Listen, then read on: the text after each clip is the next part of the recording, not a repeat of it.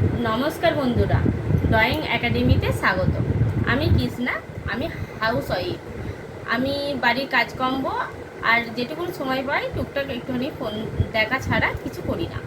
তাই ভাবলাম যে ছেলেদিকে ফোন দিচ্ছে না বলে ওরা খুব ঝামেলা করছে, কখনো কখনো বলে দিচ্ছে, বাজে মাও বলে দিচ্ছে।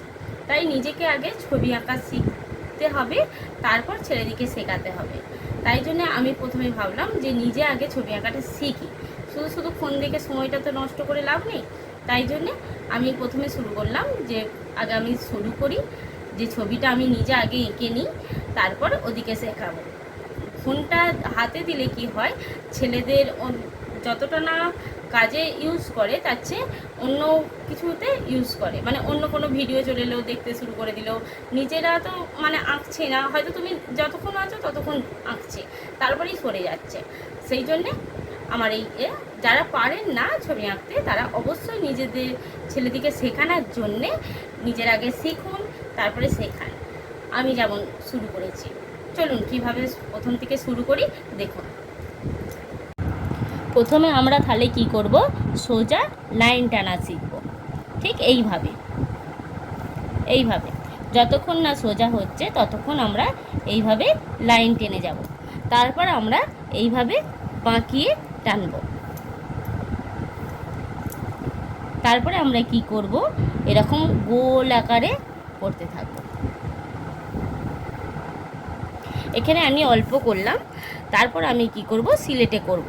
কারণ এতে যদি আমি অনেক প্র্যাকটিস করি তাহলে কি হবে, খাতাটা আমার মানে কিনতে হবে।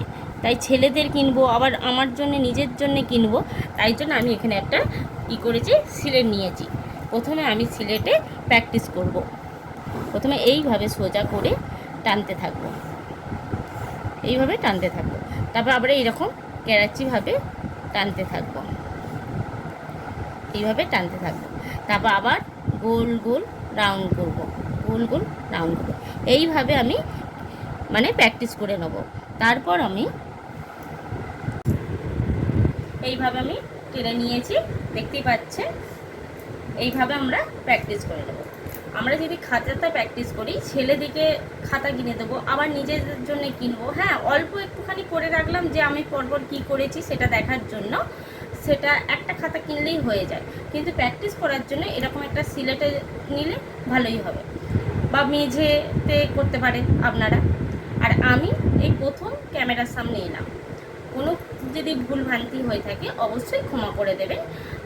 আর আমার ভিডিও যদি আপনাদের ভালো লাগে অবশ্যই লাইক, শেয়ার এবং সাবস্ক্রাইব করে দেবেন, আর আমার পাশে থাকবেন অবশ্যই। টাটা বন্ধুরা, আবারও দেখা হবে অন্য কোনো ভিডিও।